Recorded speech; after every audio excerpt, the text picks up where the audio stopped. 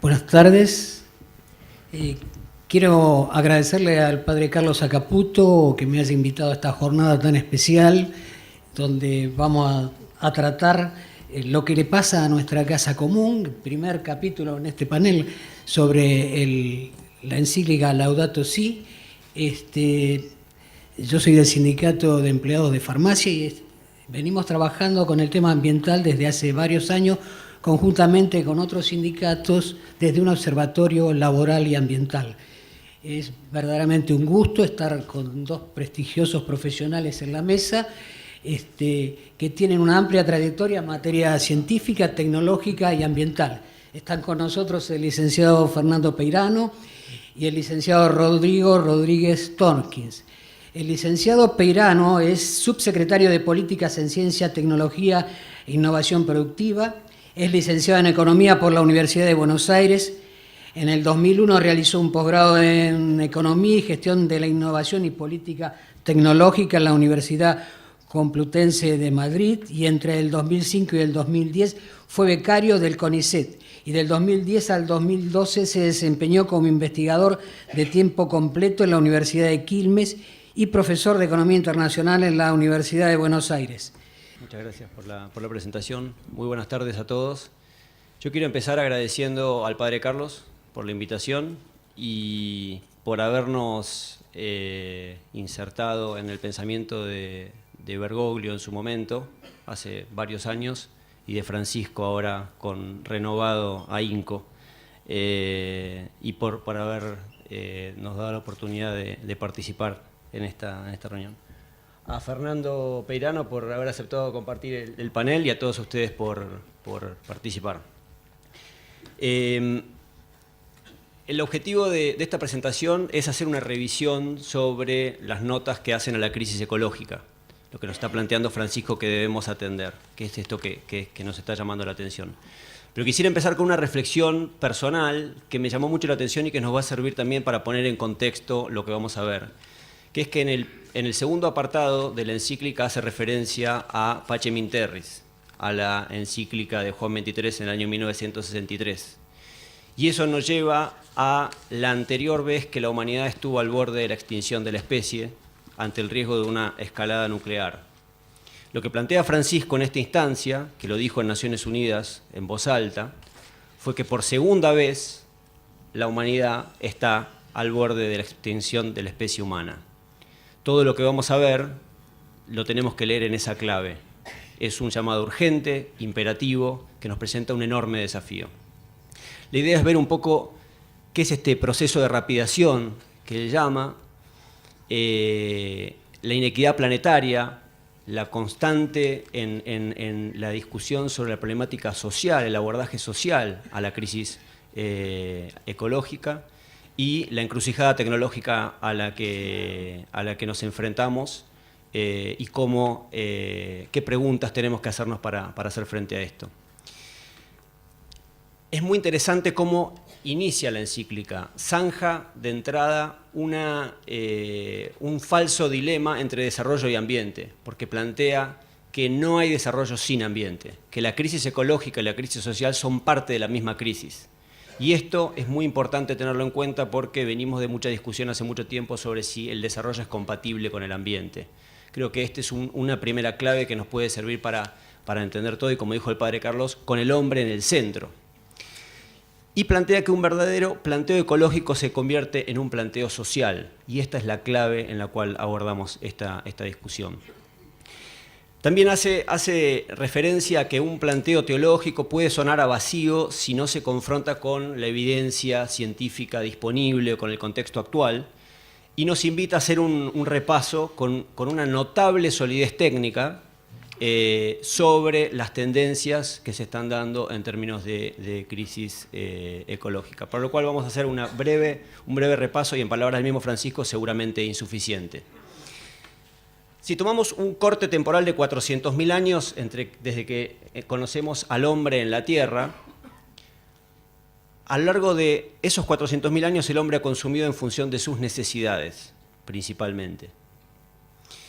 En los últimos 200 años, a partir de la evolución de la tecnología y de diversos avances, hemos podido dominar en algún punto, controlar parte de la creación, parte de la ecología, y nos ha permitido en cierta forma tener una ilusión de independencia de los ciclos biológicos, de los ciclos de la naturaleza. El hombre pre-revolución industrial dependía del día y de la noche, dependía de los ciclos de la naturaleza, y nosotros nos hemos separado de ese ciclo.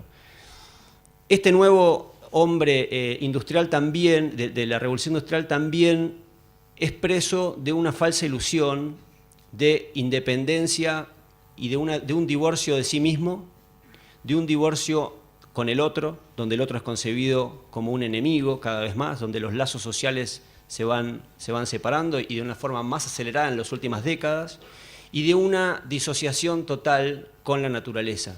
Creemos que podemos desarrollarnos sin prestar atención a la naturaleza. Y estas tres divisiones, Francisco las plantea bien claramente.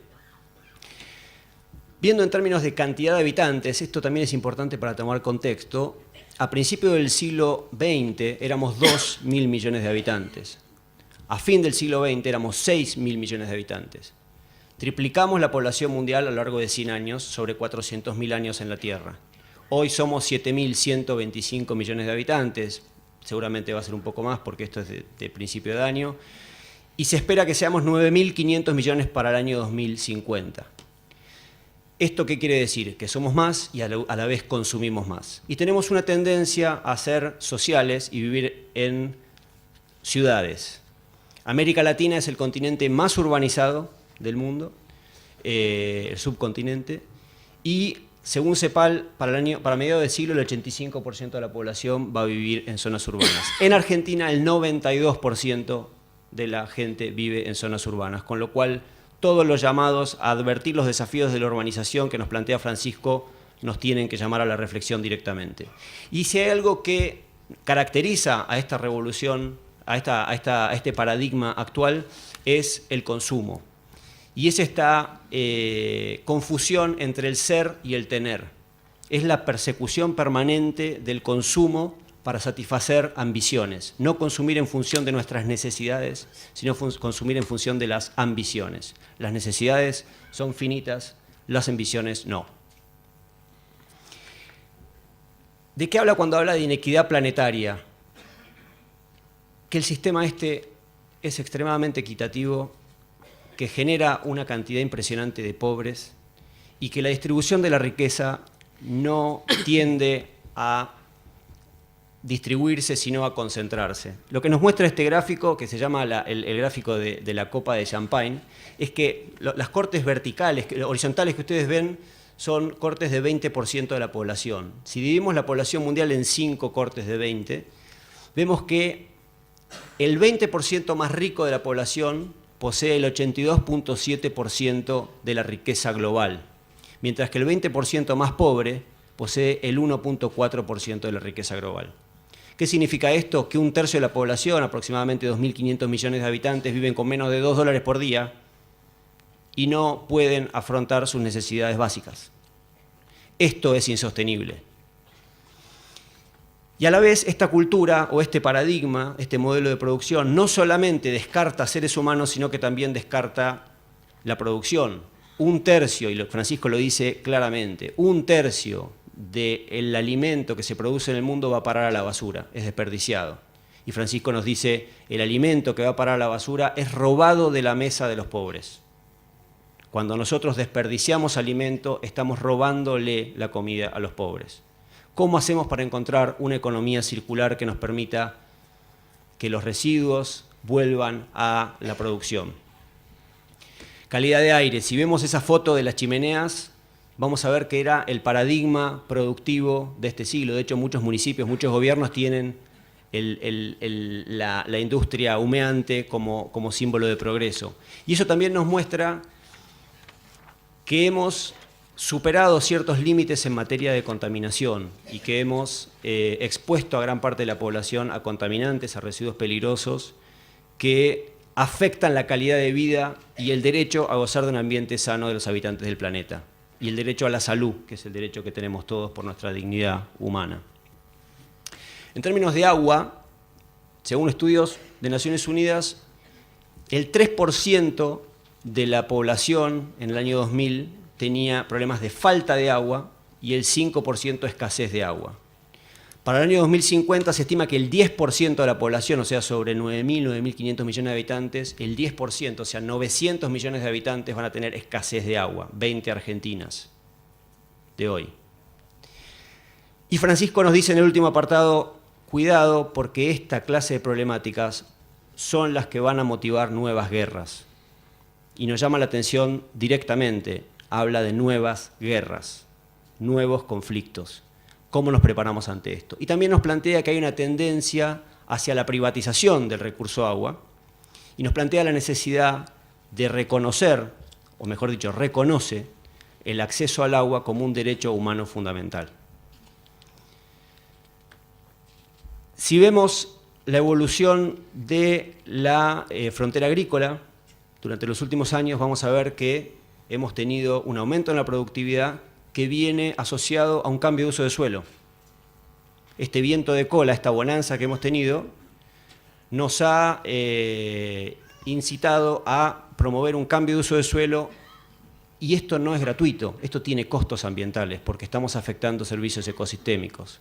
¿Qué nos está queriendo decir con esto, Francisco? Cuando trabajamos, cuando avanzamos en el cambio de uso de suelo, estamos poniendo en riesgo nuestro desarrollo en algún punto y tenemos que administrar estos recursos naturales de manera responsable. Tenemos que utilizarlos para ponerlos en función del verdadero progreso y el desarrollo integral y sostenible, pero teniendo en cuenta que la tierra también tiene sus límites en la provisión de recursos.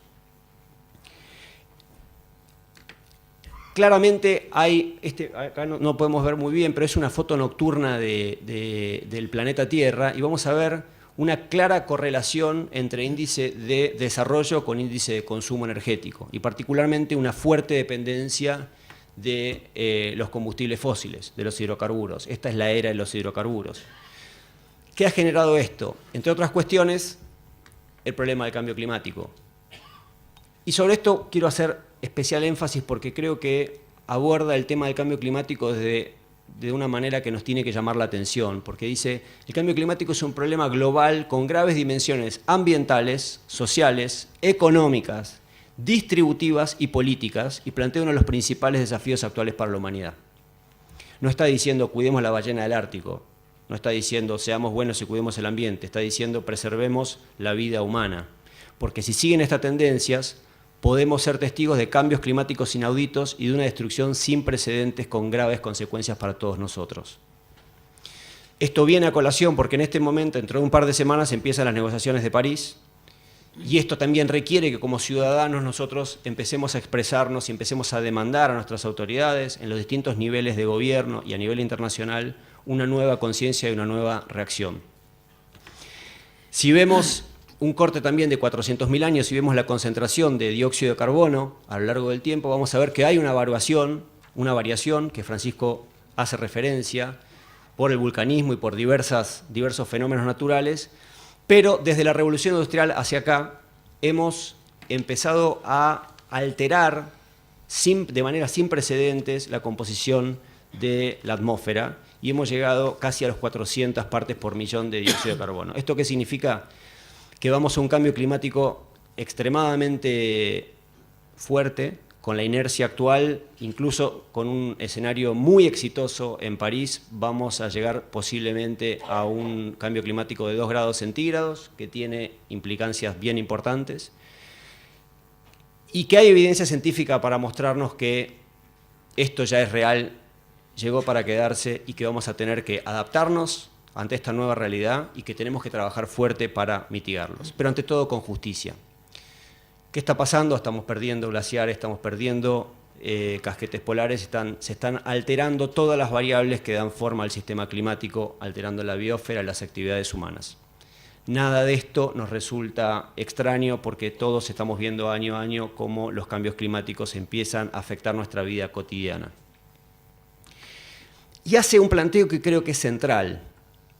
Dice, algunas estrategias de bajas emisiones buscan la internacionalización de los costos ambientales, porque una de las discusiones centrales que se está dando a nivel de negociaciones internacionales es el de las responsabilidades comunes pero diferenciadas. Si una parte del auditorio menor consumió el 60-70% de la cuota de carbono que teníamos para todos, hoy claramente todos tenemos que accionar para sobrevivir, pero seguramente ellos que utilizaron la parte del león de esa cuota de carbono tienen que colaborar y tienen capacidades diferenciadas, tienen que transferir tecnología y tienen que apoyar al desarrollo de los que están más retrasados. Y créanme que creo que este es uno de los pocos amigos que tenemos a nivel internacional que está planteando una voz que nos ayuda a los países como el nuestro, a los países en desarrollo, y que nos da fuerza para dar una discusión, porque el poder mundial, ese 82% de la riqueza concentrado de muy poquitos, está del otro lado de la mesa. Entonces Francisco es un aliado fundamental en este sentido. Y se han hecho diversos estudios con respecto a cuáles son los límites del desarrollo y cuáles son los límites que permite la Tierra y hacia dónde, qué tanto podemos cruzar en términos de límites. Y él identifica uno particularmente que es la pérdida de biodiversidad. Y dice, no solamente es importante preservar la biodiversidad por una cuestión de querer ver nuevas especies o porque se acabó la merluza y no vamos a poder explotar más la merluza, sino que está diciendo, no tenemos derecho. Y creo que este es un tema fundamental. No tenemos derecho a lo que estamos haciendo. A veces, por concepciones erróneas, creemos que tenemos derecho a despilfarrar o utilizar lo que queremos de la naturaleza, y lo que nos está diciendo es no tenemos derecho, con lo cual está planteando un límite bien claro. Por último, ya pasando a mi colega, plantea un tema bien interesante que es el de la encrucijada tecnológica en la que se encuentra la humanidad. ¿Qué nos dice? El ser humano actual, esta generación, ha heredado una cantidad de innovaciones tecnológicas que le han permitido avances extraordinarios en el desarrollo, entre otros poder quintuplicar la población mundial. Ahora bien, este desarrollo tecnológico, dice, no ha sido acompañado de un progreso moral adecuado. El desarrollo tecnológico me dice que tengo que terminar. Y ahí voy a hacer referencia a la ley de Moore, dando espacio a Fernando. La ley de Moore es básicamente una ley que plantea un señor a mediados del siglo pasado, planteó que la informática se desarrolla de una manera tal que cada 18 meses duplica su capacidad de procesamiento, la informática. ¿Y esto qué significa? Lo que hemos visto en los últimos años, que cada vez tenemos máquinas más potentes que pueden realizar tareas cada vez más complejas. ¿Hacia dónde nos lleva esta tendencia de continuar desarrollándose como viene desarrollándose? Este año pudimos tener computadoras con la capacidad de procesamiento de un ratón. En el 2023 vamos a tener computadoras con la capacidad de procesamiento de un ser humano. Y en el 2045, de continuar esta ley, tendríamos computadoras con capacidad de procesamiento de toda la humanidad junta. Ante esto, la comunidad científica reacciona y hace poco se publicó un estudio de la Universidad de Oxford que plantea que siguiendo este desarrollo y otros avances que vienen en marcha, el 47% de los empleos en el mundo podrían ser potencialmente reemplazados por máquinas. Y esto nos brinda un enorme poder, dice Francisco. Nunca el ser humano tuvo tanto poder sobre sí mismo. Eso y ni hablar de poder hacer la guerra desde una PlayStation y sin arriesgar vidas humanas hacer ataques quirúrgicos. Digo, la capacidad destructiva que nos brinda la tecnología. Entonces nos plantea, y la hiperconectividad casi patológica a la que estamos. El primer smartphone se lanzó en el 2007. Hoy nadie puede salir de su casa sin un teléfono y sin estar hiperconectado. Y si uno no contesta los mails en 2 horas, siente que le agarra taquicardia. Esto a su vez genera una cantidad de información y una vulnerabilidad impresionante, porque todos nuestros datos están flotando en el aire. Y Francisco plantea, la humanidad cuando desarrolló tecnologías anteriormente nunca la utilizó bien. Y hace referencia a la energía nuclear, a las bombas atómicas. Dice, cuando desarrolló esta capacidad tecnológica lo usó para el mal. Nada indica que el ser humano estas nuevas capacidades las vaya a usar para el bien. ¿Quién maneja esta tecnología? ¿Quién maneja este poder? ¿Quién debería manejar este poder? Nos lo tira a nosotros la pelota. ¿Quién maneja el ciberespacio? ¿Quién maneja los desarrollos tecnológicos? Esto es para Fernando, básicamente, pero básicamente lo que nos está planteando es paremos la pelota y empecemos a pensar que si continuamos adoptando tecnología de manera inconsciente nos vamos a encontrar en una encrucijada muy fuerte que también pone en riesgo a la calidad de vida del ser humano. Y ante todo, voy a pasar porque me quedé sin tiempo, me llama la atención algo muy importante que es la valentía con la que plantea este mensaje, que dice que toda pretensión de cuidar y mejorar el mundo supone cambios profundos en los estilos de vida, en los modelos de producción y de consumo y en las estructuras consolidadas de poder que rigen la sociedad. Creo que este es un planteo muy valiente porque nos está llamando a una revolución que, dicho en criollo, yo creo que lo que nos está diciendo es hagan lío. Gracias.